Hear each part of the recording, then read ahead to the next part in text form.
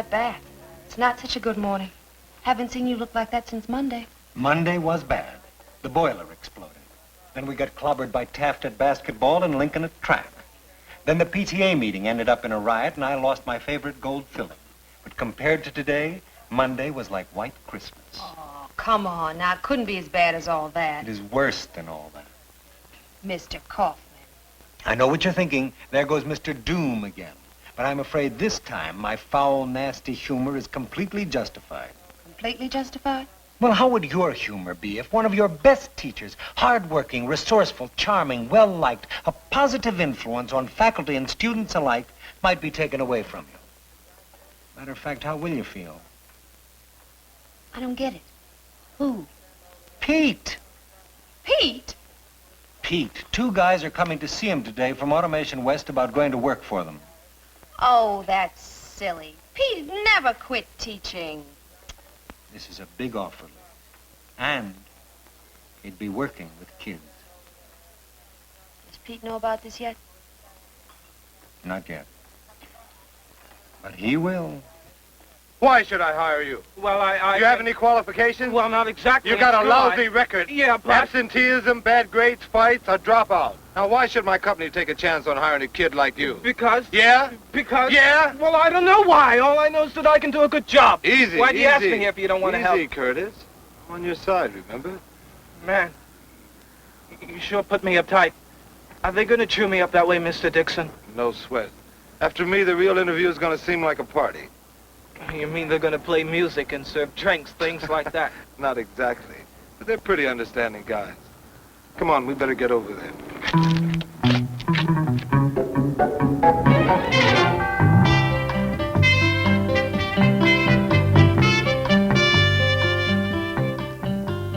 I wonder what's keeping Pete. You know I shouldn't allow this. And in my own office at that. Good morning. Sorry I'm late. Hello, Lou. How are you? Fine.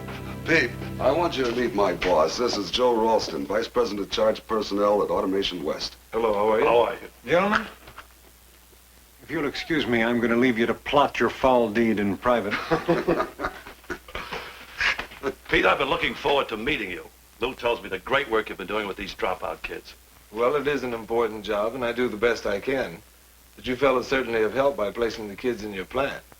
My latest candidate is outside. Oh, that's fine. But we'd like to talk to you about something first. Sure. Pete, we're opening branches in 12 cities, and we want to equip ourselves to be able to train over 1,000 dropouts a year. Great. A lot of kids could sure use your help. And we'd like you to help us. Sure, what can I do? Pete, we're looking for a dedicated young man who knows kids. A man they can trust. We'd like to offer him a job at Automation West. And we feel that you're the kind of guy we're looking for. It's a wonderful opportunity, Pete. Well, I'm flattered, but I'm a teacher. As strange as it may seem, I actually like teaching. Well, all we're asking is that you consider taking an exam that might lead to your being in charge of our job training program. It's just not what I want. It's a chance to do great work and be rewarded for it. Pete, how many students altogether do you have in your classes? About 150. Well, if you qualify for our job, you could be helping a great many more. And at a salary about 3 times what you're making now. So please consider it.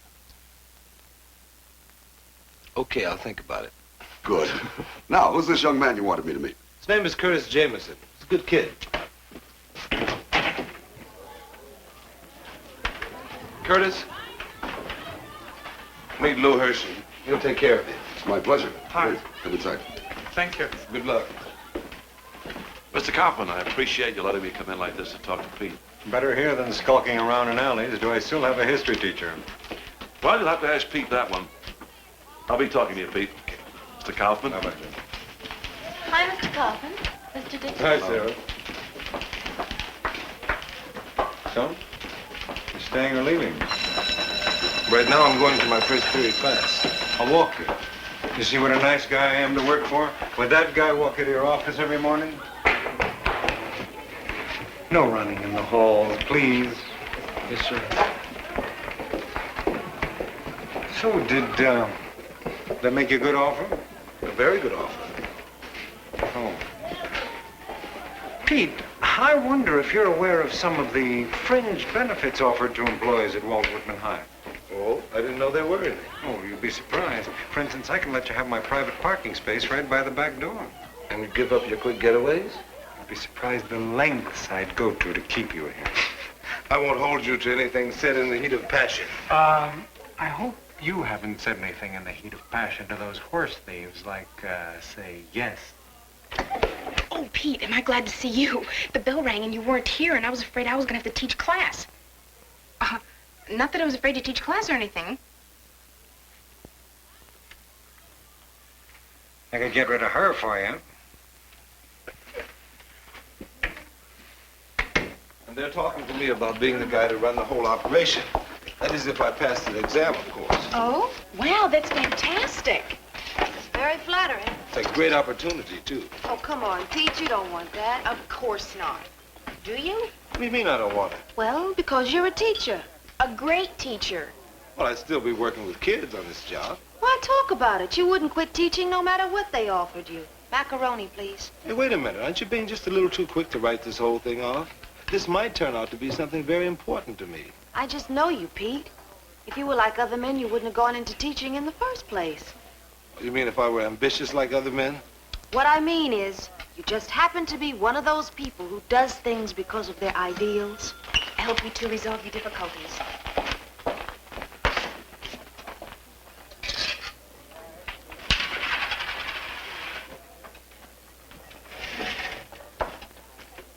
Liz, maybe you've got me down as some kind of hero, but it just so happens that I like money. I have this strange habit of using it for things like food, shelter, clothing. I can see to it that you never have to attend another PTA meeting as long as you live. Pete, you're twisting around everything I said, and you know it. Ever since I've known you, you've always wanted to be a teacher. How many times have we talked about it?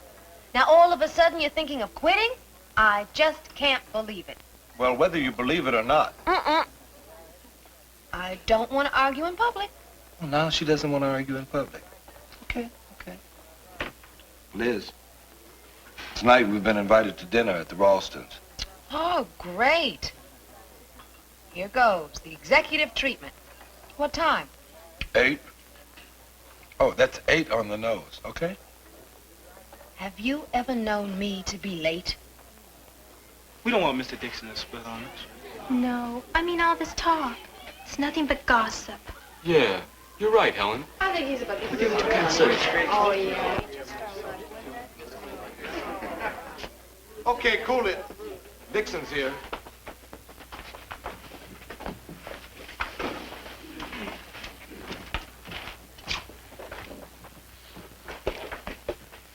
Al, yesterday when the bell rang, you were saying that the years before World War I were a lot like today. Now, how do you figure that? Well, the armies were getting bigger and bigger. Now most armies are getting smaller. Yeah, but our weapons are getting more powerful. And just like in those days, everybody says they're just for defense. Well, aren't they for defense? When people build weapons, they always end up using them. Everybody's scared. People have always been fighting. But everybody always says they want peace. Saying ain't doing. Maybe we don't really want peace. How did it work in World War I? President Wilson said he wanted peace, but we ended up in the war. And Woodrow Wilson wasn't even a politician. Richie, I got an important question, Mr. Dixon. what is it? It ain't exactly about World War I. Go ahead. Mr. Dixon, we heard that you were taking another job and leaving Walt Whitman. Is that true? I appreciate your interest, Richie. But what's that got to do with what we're talking about? We'd sure like to know whether you're leaving us or not. Well, what I want is this class and our textbooks to come out even at the end of the semester. You gonna be here at the end of the semester? Richie, let's get back to Woodrow Wilson. Okay. Before the war, President Wilson had a policy which has a lot to do with right here, now. What was it? It was called watchful waiting.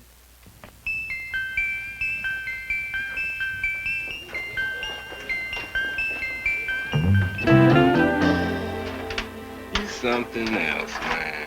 Sticking that flat nose in the teacher's business. I wasn't, Button. You sure wasn't, Ann. Yeah, but me and him are pretty tight. Sure, baby. That's why he done gone and asked your permission before he decided to split. Mr. Dixon ain't gonna leave us.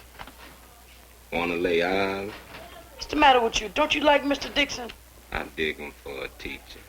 But you think he's super sped. Baby Dixon just as partial to the smell of green as the next man. Mr. Dixon ain't like that. Don't put him down for grabbing a chance to make it. That's life.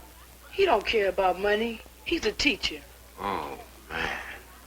You smart in class, all right, but you got a lot to learn about people. And you don't think good of anybody. Between me and Dixon, we gonna teach you something. You just wait and see.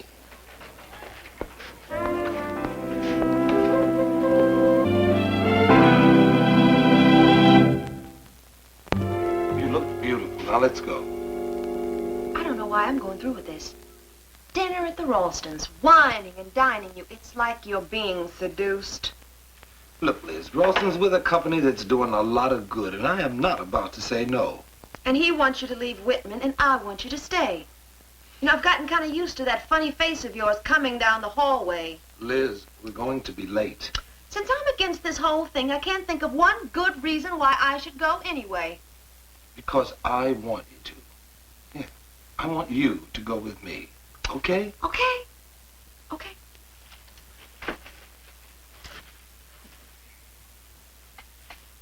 How do I look? Or did you already tell me? I already told you. Now, Liz, let's go. Or what did you say when you already told me? I said you look beautiful. Now, let's go, okay?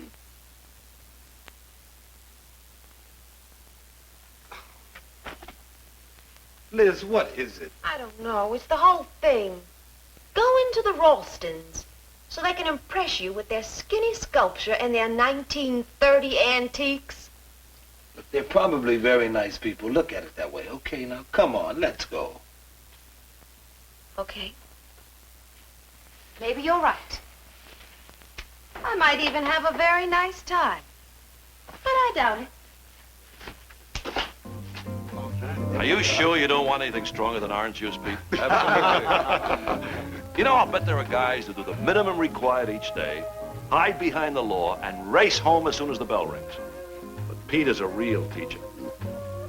There are a lot of good teachers. People who care about the kids and do everything they can to help them. Yeah, but if they were all like you, we wouldn't have any need for our dropout program. That's right. Then she said, Miss McIntyre, I don't know what you're talking about, but I'm talking about kissing. This kid Bobby I was telling you about, one day in class, he was half asleep, and I happened to mention that my watch stopped. He said he'd fix it, so I gave it to him. You never saw him or the watch again. No, he took it home with him, fixed it, brought it back the next morning, and it hasn't stopped running since. That's what he likes, fixing things. Cars, watches, anything that moves. Automation West could use a kid like that. But Bobby hasn't dropped out. We got him a part-time job working for a jeweler. The man says that he's almost a genius with his hands. And the most important thing is that he stopped getting into trouble and he doesn't fall asleep in my class anymore. Very good. And we just about given up on Doris. Fights, stealing, you name it, she did it. She had no home life at all. And I guess she figured if nobody cared about her, why should she care about anybody? Then I got this idea to get her into the nursery school program. Wasn't that dangerous? A girl like that? Well, maybe. But there was something about Doris. Something in her eyes, like a need. Anyhow, after a couple of weeks, she became a different girl. She's great with the children, and they all love her. I'll send you that information tomorrow. Oh, fine. Now, don't tell me you ladies have recruited Liz for one of your causes already. Didn't I hear you talking to Pete about the softball league? That's no cause. Oh, it is with you. Good night, dear. Good night. Now, you can have that girl. Well, did you enjoy yourself after all? Yeah. You did, too. It was fun. They're nice people. The food was great. Nice life, huh? Yeah, if you can afford it.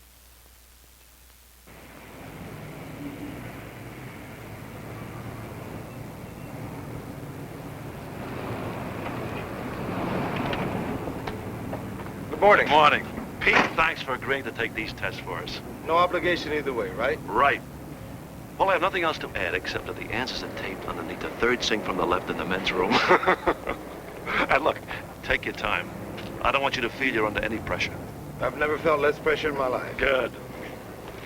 Third thing from the left.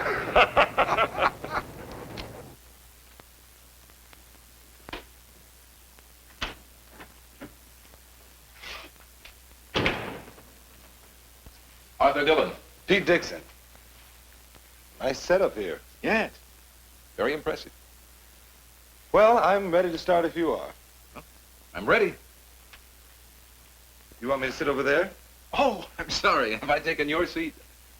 Don't you work here? No, I don't work here. Neither do I. I'm just down from San Francisco for the day, kind of looking the place over. Pretty much the same with me. I guess we're just waiting for the same person then, huh? Well, Well, I guess we wait. I guess so.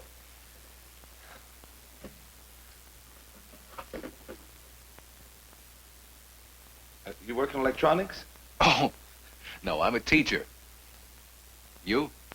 I'm a teacher too. You from out of town? No, I'm from here. I teach history at high school. Here. You? English. Mr. Dillon, Mr. Dixon, have you met? Yes. Since you're both scheduled to take the same battery, I thought it might be simpler to test you together. I hope you don't mind. No, not at all. That is, if Mr. Dixon doesn't mind. It's all right with me. I'd enjoy the company. This first part will take 60 minutes.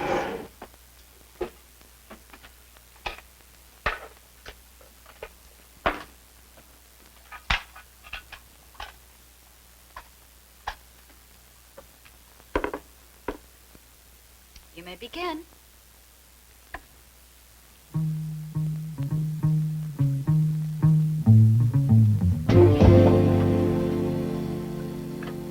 Hello, Richie. Come in. Say, don't you have a class now? Yeah, history with Mr. Dixon, but he's not there now. No, he's not, but Miss Johnson is. Does she know you're here? I got her permission. Anyway, you know Miss Johnson with her progressive teaching methods. She didn't ask why. Did you want to speak to me? Yeah. It's about Mr. Dixon. Do you think he's gonna leave Whitman? I don't know. Why do you ask? Well, to tell you the truth, I'm worried. There's nothing to worry about. If he leaves, another teacher will teach you history, that's all. But that's not what I'm worried about. Well, then what is it? Well, I just wanted you to know. I mean, I know you and Mr. Dixon. Well, anyhow, I just wanted you to know, in case you get kind of lonely. There's a lot of us kids around here that like you very much. That's all. Thank you, Richie.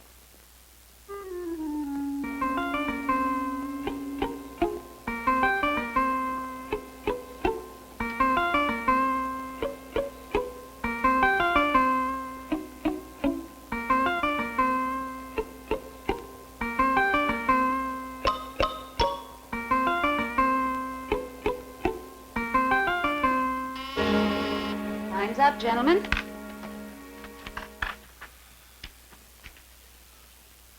Very interesting, huh? Oh, yes, I enjoyed it. You'll be notified of the results as soon as possible. Thank you. Thanks.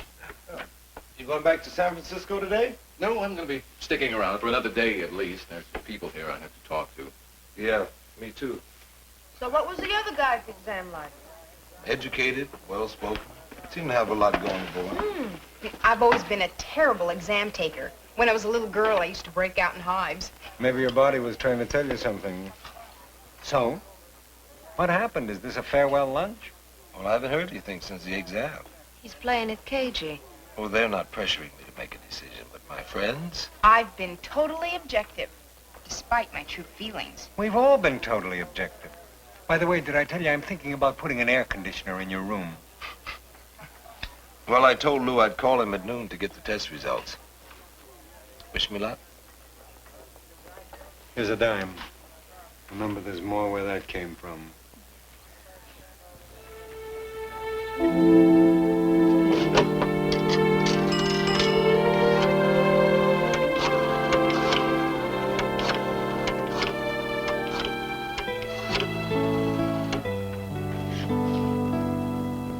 Mr. Hershey, please. Dixon, Pete Dixon.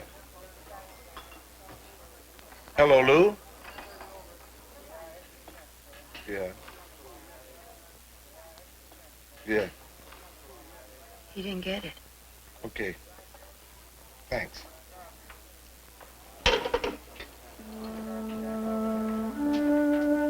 Well, they gave the job to Dylan. So, win a few, lose a few. Gee, Pete, I don't know what to say. You know something, Alice? Neither do I. Answer the questions at the end of chapter 17. And on Monday, we'll start on the First World War.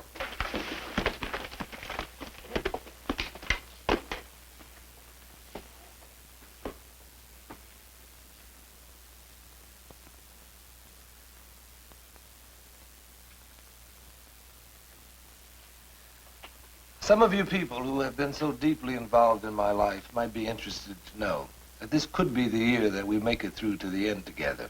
Is that a subtle hint, Mr. Dixon? No, Richie, I'm staying. Thanks, Mr. Dixon, Thanks for what? for sticking with us. I didn't get the job. I took an exam. I guess I could have done better, but somebody else got the job. Look, I'm telling you straight. Class dismissed. You could have done better. You're okay, Mr. Dixon. You good, Helen? You blew it, huh? That's right, Jason. I sure did.